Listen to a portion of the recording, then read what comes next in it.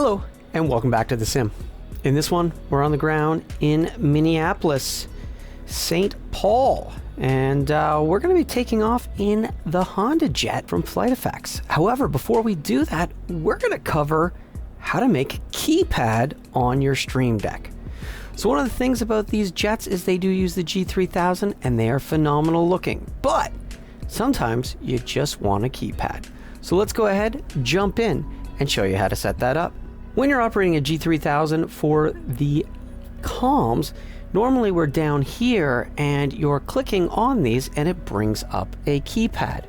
Now what's really nice about this is it makes dialing in your frequencies really quick, also great on VATSIM, especially if you happen to have a Stream Deck.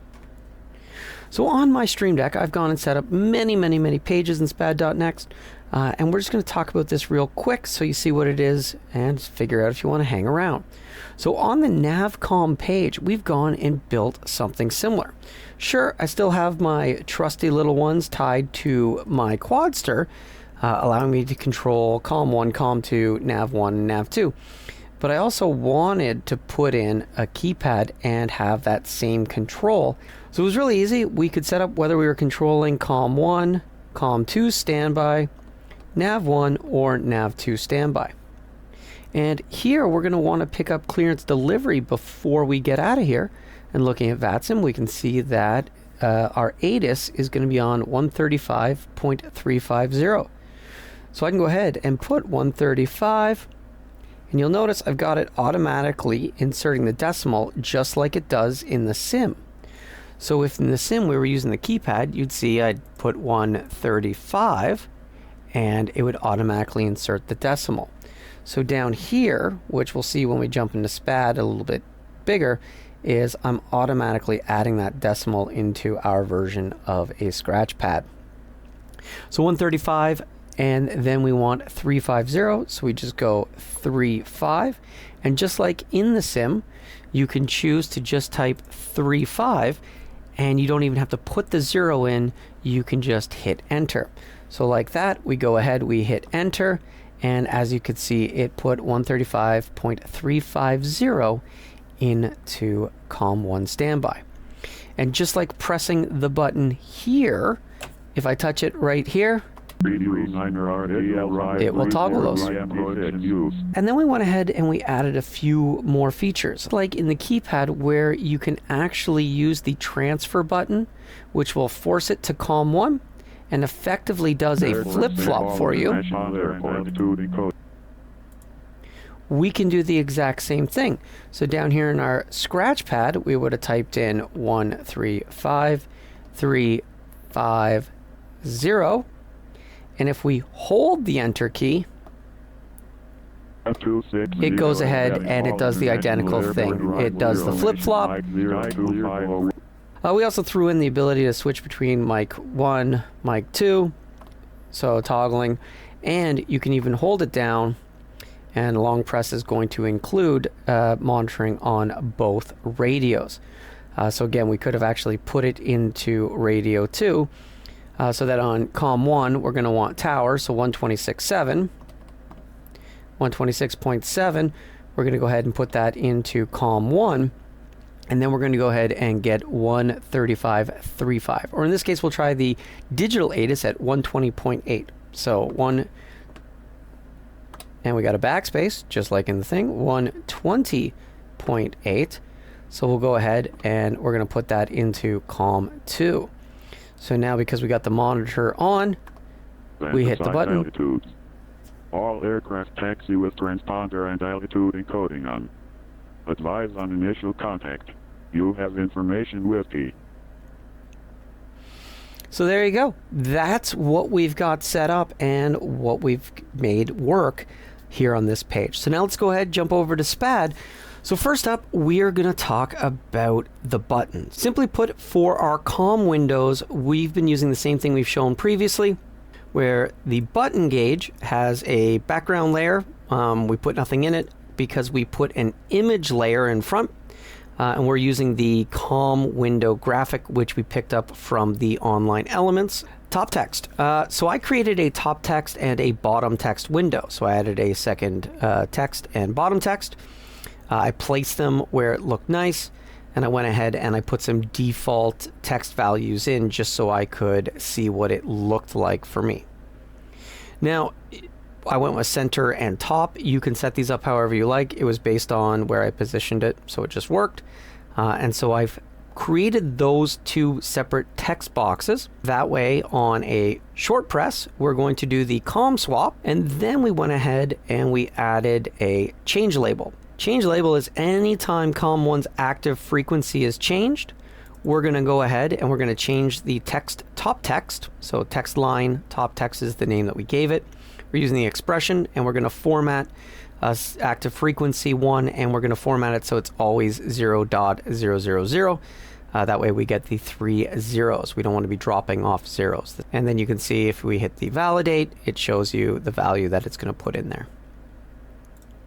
Then we did the same thing for the standby frequency. Anytime the standby frequency changes, it's going to apply the exact same thing. Copy and paste. Literally copied this, pasted it here, changed the background image, and then we changed these from A1 to A2.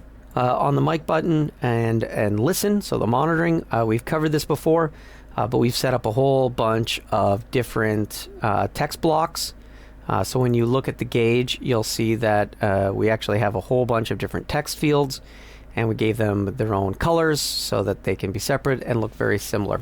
So those we've seen before. What was important was now getting into the keypad. So first up, we built a scratch pad, and the basic base of the button, you'll see that there is a background layer. We didn't apply anything, so it's the default transparent. And then what is the default for an image in the background? So above the background layer, the image layer, we left that empty. I could have deleted, I usually never do. The first text layer is the text. The second text layer is the keypad value, so I put 122.7. Then what I did was I made a small with slightly different colors for the dashes to kind of give you the under the button like you kind of see when it's empty on the display.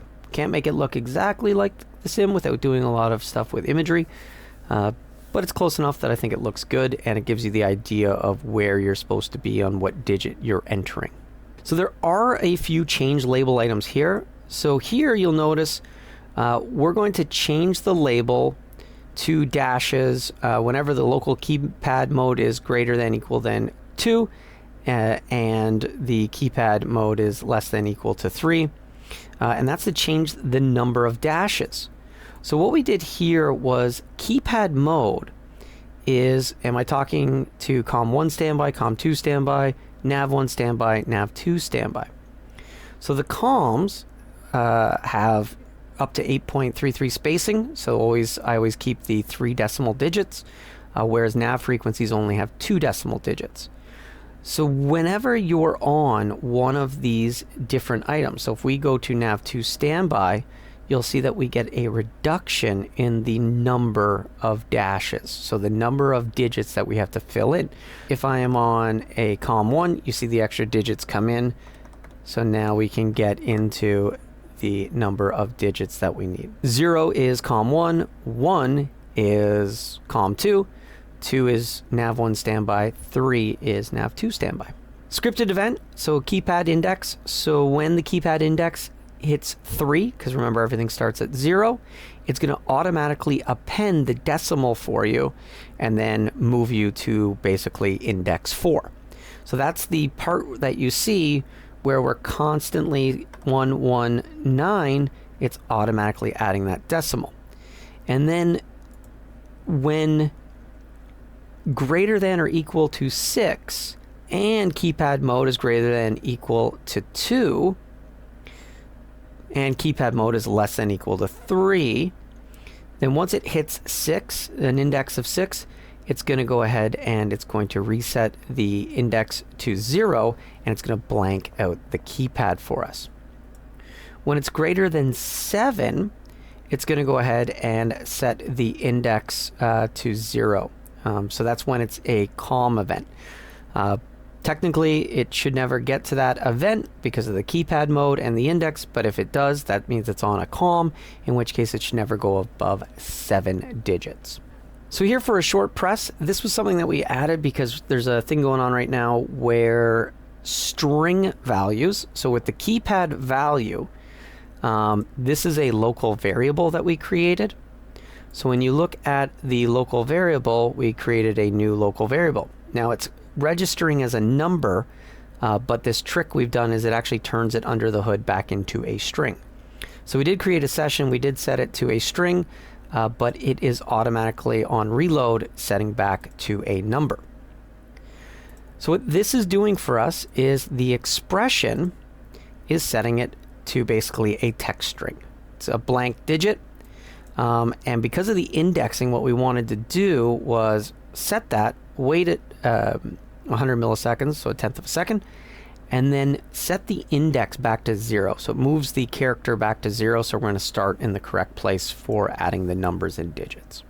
So that's what the keypad is doing for us. It's just giving us a display so we can see it, just like you have in the sim. You've got the keypad in the middle, gives us the value, and it's also where we've added that script to automatically put the decimal in for us. All of these digits, I literally did copy and paste. So I cut the image of the number right off of the keypad from doing a pop out of the GTCs. So all these came from that. And that's why the enter key is a little squished, because it's a little bit wider and I felt like filling in the button. So this is where building your keypad becomes really neat.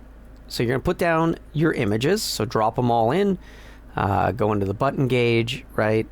You are going to end up with a image, and I had all of these and I created my 1 key, 2 key. You'll find all this under the HJet online imagery. Here is where you'll find all those imagery that I went ahead and threw up into the cloud. The key here to it is you are effectively going to append characters. So you're going to take that keypad value, and instead of set, increment, you're coming down to append characters. And this is why we need it to be a string. So we're going to append a 1. So wherever the index currently is, that is the character that it is going to apply it to, and then we're going to move the index by 1. So then we're going to delay execution 400 milliseconds, and we are going to increment our keypad index by 1. And that way, every time you append, it's going to automatically build that label for us. And now what we need to do is keep track of where we are. So we increment this by 1, and then this index value is how we know when to reset it.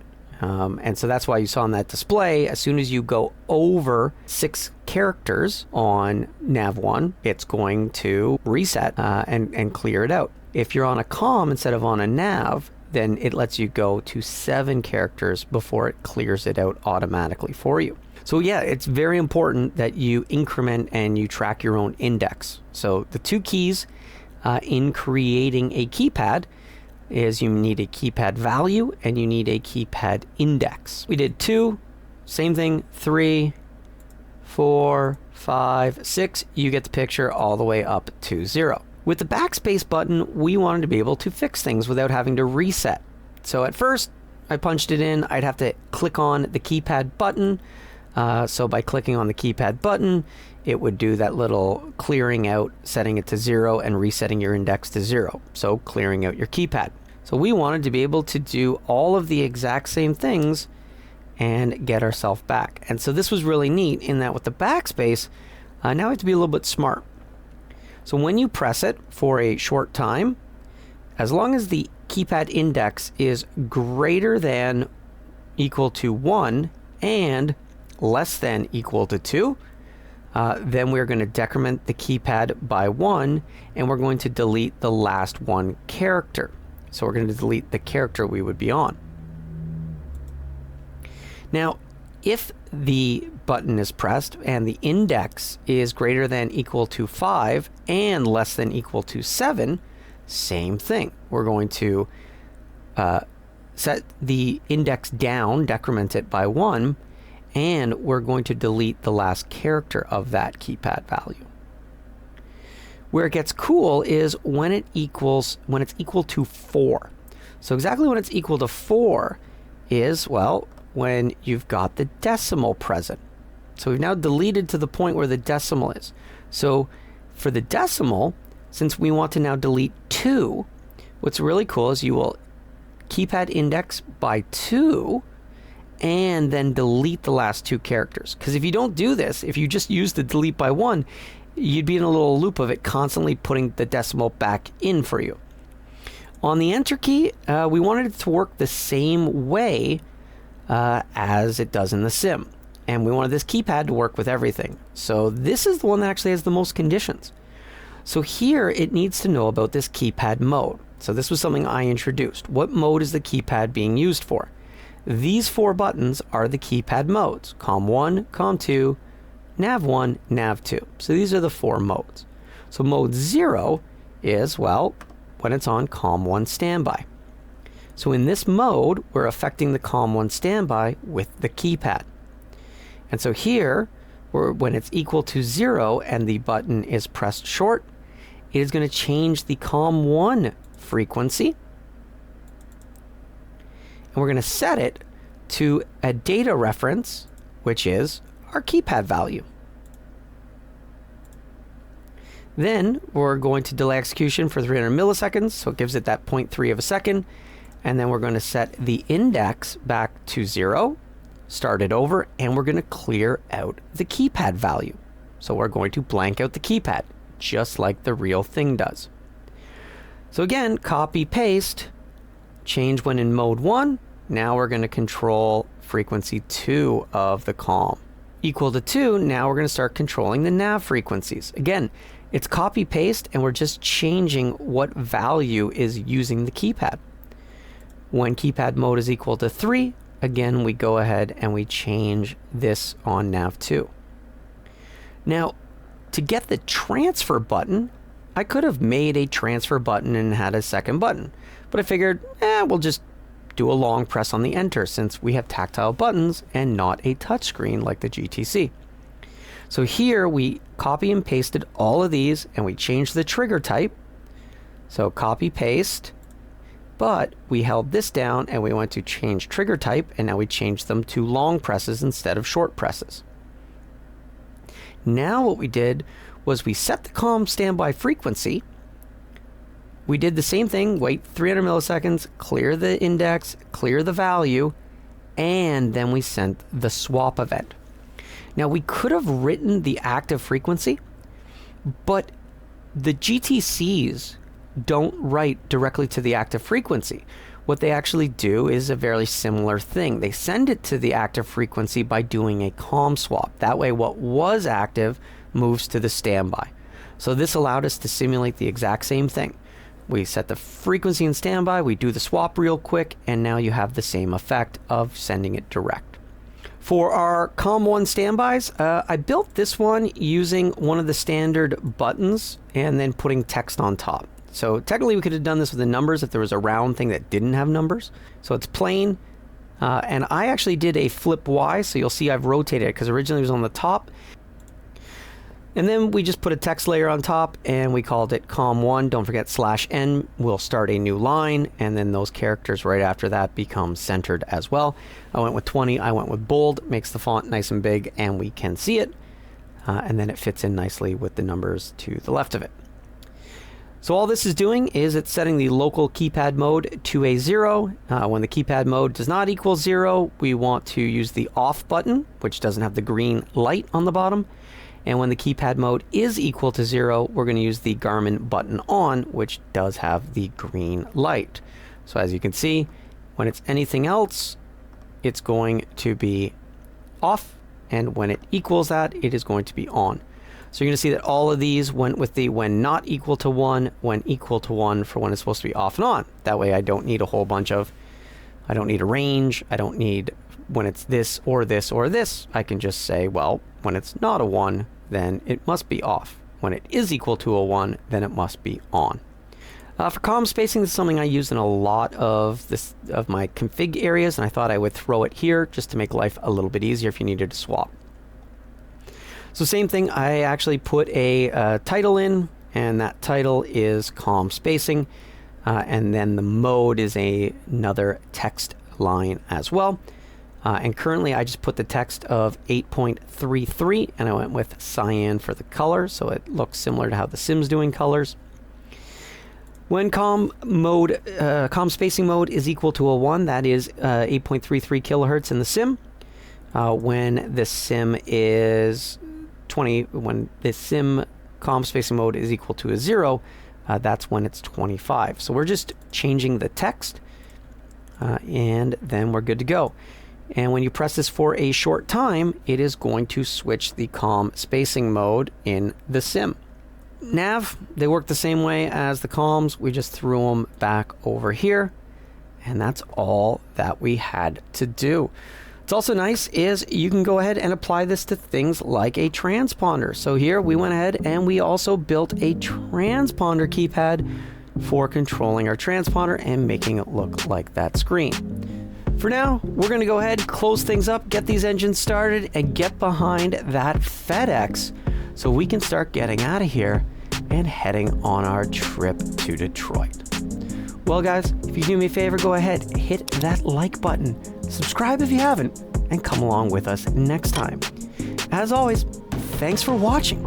Have a great day.